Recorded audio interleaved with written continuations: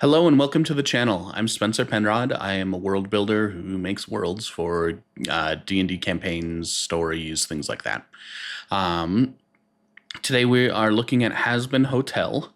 Last episode we saw a meeting between a lot of the overlords of hell talking about the situation with the moved up extermination, and we got some insight into some of the events playing out, figured out who killed the angels, stuff like that. Today, I have heard both that this episode is going to be great from a world building perspective, and also that it deals with some very sensitive subject matter. So I was told to make a content warning that this has themes of like sexual violence and things like that. I don't trust this show to handle that very sensitively. Just based on the tone, it's very irreverent, very crass.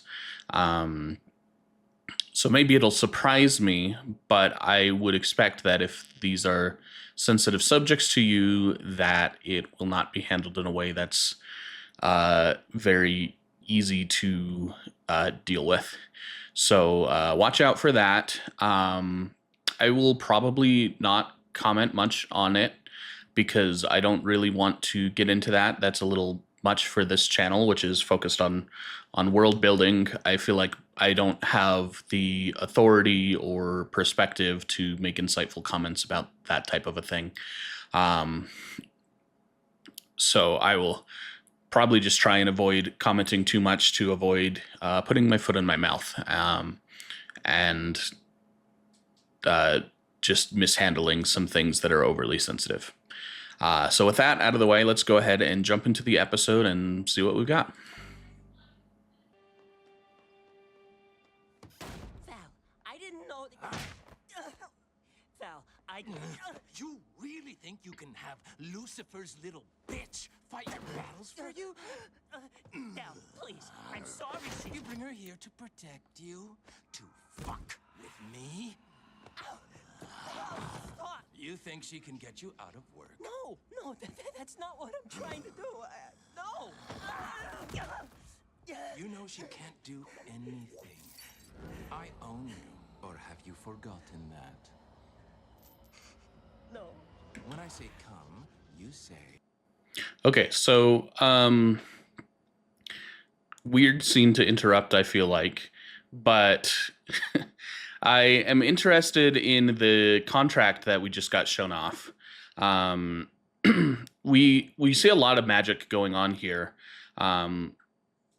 and it feels like magic is probably more common than I've thought. Or maybe we just see a lot of powerful people who have it. I guess it could go either way. So we see a lot of magic being tossed around here to violent means. But the fact that there is, I wish there was some text on this contract, so we could read actual terms and what's going on. But it seems like a long contract that is signed by the both of them, although it's signed by Anthony. I wonder if Angel Dust's name is Anthony, or was Anthony before he came to hell.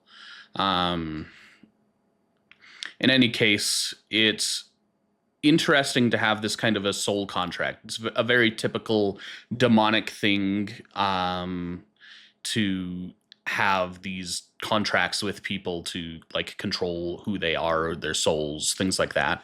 So it's cool to, well, cool is the wrong word because this is like messed up.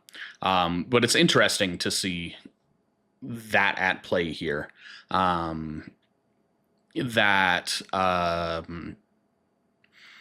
even Angel Dust, someone we're familiar with, someone who has kind of ingratiated themselves with some of the powerful people of hell in Charlie and Alistair, is bound by this magic. And it's presumably controlling a lot of what Angel Dust is able to do. So that's a a cool detail. I say cool again because I'm interested here in the world building implications, and it is cool in that respect. I just hate how it's being used here. Because the implication is that it's kind of turned him into like a sex slave, which is just beyond fucked up. But the contract itself makes me wonder how many other things like this there are available, or at play in hell, I guess.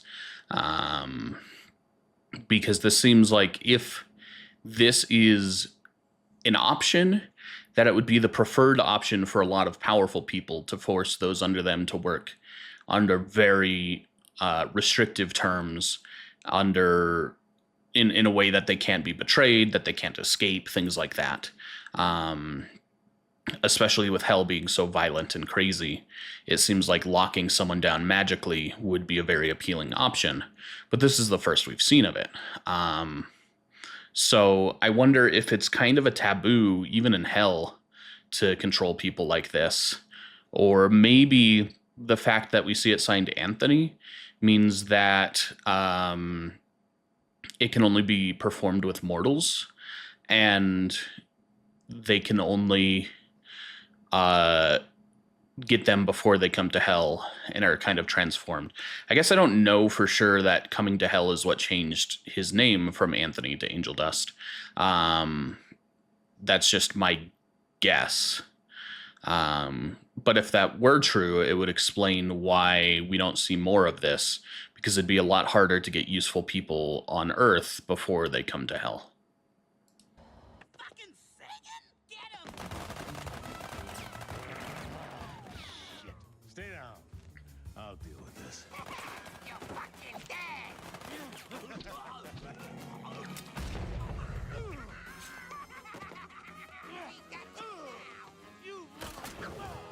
Eat lead, sucker!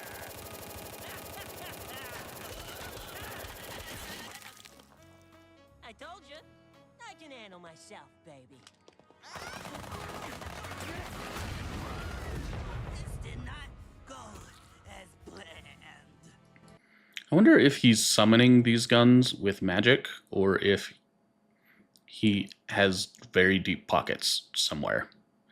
I feel like magic is probably the better option. That makes more sense. But it would be a really low usage of magic, like low power usage. Normally we see it be pretty flashy, so it's a little strange. But I guess it's probably just subtle magic that we've seen a few times. Well, that was something I didn't expect to see. Like I said, you don't know me. Sex ain't the only thing I'm good at. Good to know, because this guy ain't half bad. Yeah, he had like 3 bills, and it took him like 30 minutes to count it. His eyes are so shit. And this is the guy you gotta take orders from? I know. What a fucking joke, right? I'm so sorry, Angel. I promise I won't ever, Charlie, it's fine. I get it. Thanks for caring about me.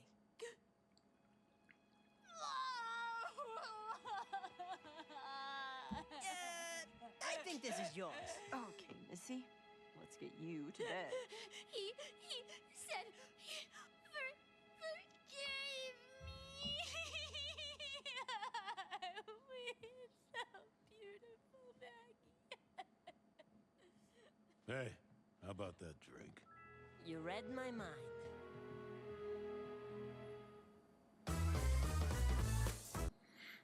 So I'm not sure what the world building I was told to watch out for in this episode was, other than the soul selling, which we saw both in Angel's contract and in Husk's mention of him selling his soul to Alistair. So that was definitely an interesting point, and the hint at the name change for some reason, I feel like that could mean something about being reborn in hell, but it's a little too vague. I didn't have much to say, so I guess one last thing I wanted to comment on. I've been thinking this like every episode. I just haven't been able to put meaning to it. Is these freaking wallpapers? This is the like wallpaper of the hotel. We see it at the end of the episode here, which is why it's at the forefront of my mind now. It's very symbolic in like a religious way. We see the snake and the apple, meaning it probably represents Adam and Eve. We see like angelic wings. So it's really weird to me that this hotel is decorated with this aesthetic, and makes me think that it was probably custom built by Charlie and she's sticking in meaningful things to herself. Because most of hell doesn't seem like they are the kind to get into respecting their leaders, or the architecture and styling we've seen doesn't seem to reflect any sort of religious themes like this. So it makes it feel really unique, and makes me wonder if it was built that way by Charlie, or if maybe she acquired it because it was that way. The design and the architecture, the styling of the hotel in general is really weird to begin with. But yeah, I keep thinking about this, and there's lots of things on here that feel like they're meaningful that I just can't place, like these hands over the eye, and we see these eyes here, which are maybe representing the eyes on the weird angels we've seen in hell or heaven, or maybe just the eyes in the architecture of hell in general. But anyway, it feels like this is probably meaningful and impactful, not impactful, but referencing a lot of things about the world. I just can't quite place all of them. So it's something I've been wanting to comment on for a while and just haven't really said anything about because I haven't narrowed it down. I've been hoping to find more in the series to pin it down, but I'm guessing I'm not going to get that. So I wanted to bring it up now. Anyway, that episode was, it was rough and kind of gross, but not as bad as I was expecting,